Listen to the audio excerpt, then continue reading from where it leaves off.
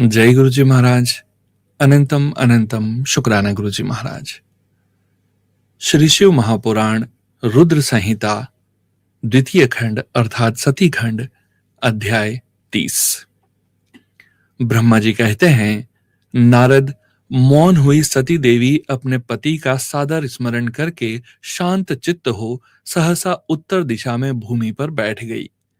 उन्होंने विधि पूर्वक जल का आचमन करके वस्त्र ओढ़ लिया और पवित्र भाव से आंखें मूंद कर पति का चिंतन करती हुई वे योग मार्ग में स्थित हो गईं।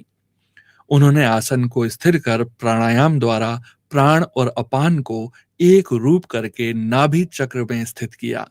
फिर उदान वायु को बलपूर्वक नाभि चक्र से ऊपर उठाकर बुद्धि के साथ हृदय में स्थापित किया। तत्पश्चात शंकर की प्राण वल्लभा अनिंदिता सती उस हृदय स्थित वायु को कंठ मार्ग से भ्रगुटियों के बीच में ले गईं। इस प्रकार दक्ष पर कुपित हो सहसा अपने शरीर को त्यागने की इच्छा से सती ने अपने संपूर्ण अंगों में योग मार्ग के अनुसार वायु और अग्नि की धारणा की। तदंतर अपने पति के चरणार विंदों का चिंतन करती हुई सती ने अन्य सब वस्तुओं का ध्यान भुला दिया। उनका चित्त योग मार्ग में स्थित हो गया था, इसलिए वहां उनके पति के चरणों के अतिरिक्त और कुछ नहीं दिखाई दिया। मुनिश्रेष्ठ, सती का निष्पाप शरीर तत्काल गिरा और उनकी इच्छा के अनुसार योगाग्नि से जलकर उसी क्षण भस्म हो गया। उस समय वहां आए हुए देवता आदि ने जब यह घटना देखी तब वे बड़े जोर से हाहाकार करने लगे। उनका वह महान अद्भुत विचित्र एवं भयंकर हाहाकार आकाश में पृथ्वी तल पर सब और फैल गया। लोग कह रहे थे, हाय महान देवता भगवान शंकर की परम प्रेयसी सती देवी ने किस दुष्ट के दुर्व्यवहार से कुपित हो अपने प्राण त्याग दिए। अहो, ब्रह्मा जी के पुत्र इस दक्ष की बड़ी भारी दुष्टता तो देखो। सारा चराचर जगत जिसकी संतान है, उसी की पुत्री मनस्विनी सती देवी जो सदा ही मान पाने के योग्य थी, उसके द्वारा ऐसी निरादृत हुई कि प्राणों से ही हाथ धो बैठी। भगवान वृषभ ध्वज की प्रिया सती सदा सभी सत्पुरुषों के द्वारा निरंतर सम्मान पाने की अधिकारिणी थी। वास्तव में उसका हृदय बड़ा ही असहिष्णु है। वह प्रजापति दक्ष ब्राह्मण द्रोही है, इसलिए सारे संसार में उसे महान अपयश प्राप्त होगा।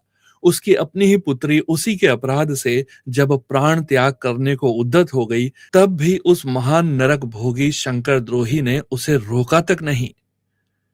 जिस समय सब लोग ऐसा कह रहे थे, उसी समय शिवजी के पार्षद सती का यह अद्भुत प्राण त्याग देख तुरंत ही क्रोध पूर्वक अस्त्र शस्त्र ले दक्ष को मारने के लिए उठ खड़े हुए।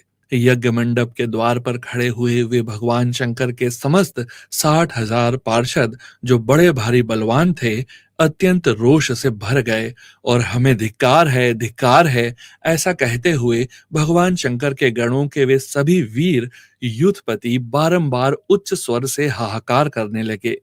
देवऋषि कितने ही पार्षद तो वहां शोक से ऐसे व्याकुल हो गए कि वे अत्यंत तीखे प्राण नाशक शस्त्रों द्वारा अपने ही मस्तक और मुख आदि अंगों पर आघात करने लगे।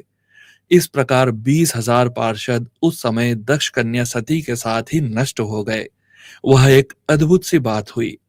नष्ट होने से बचे हुए महात्मा शंकर के वे प्रमथगण क्रोध युक्त दक्ष को मारने के लिए हथियार लिए उठ खड़े हुए। मुने, उन आक्रमणकारी पार्षदों का वेग देखकर भगवान भृगु ने यज्ञ में विघ्न डालने वालों का नाश करने के लिए नियत अपथा असुरः रक्षसी वेदिशदः इस यजुर्मंत्र से दक्षिणाग्नि में आहुति दी।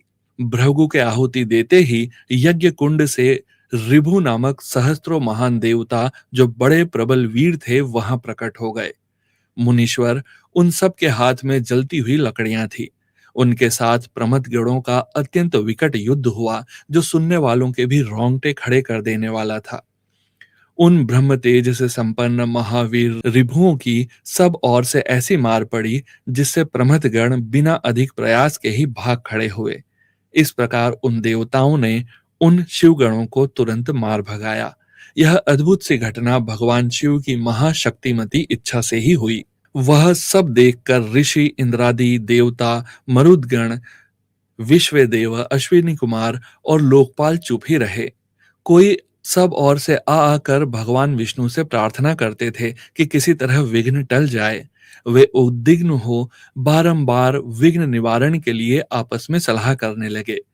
प्रमथ गणों के नाश होने और भगाए जाने से जो भी भावी परिणाम होने वाला था, उसका भली भांति विचार करके उत्तम बुद्धि वाले श्री विष्णु आदि देवता अत्यंत उद्विग्न हो उठे। मुने, इस प्रकार दुरात्मा शंकर द्रोही ब्रह्म बंधु दक्ष के यज्ञ में उस समय बड़ा भारी विघ्न उपस्थित हो गया। जय गुरु जी महाराज। अनंतम अनंतम शुक्राना गुरु जी महाराज। श्री शिव महापुराण रुद्र संहिता सती खंड अध्याय 30 समाप्त। ओम नमः शिवाय। शिवजी सदा सहाय। ओम नमः शिवाय। गुरुजी सदा सहाय।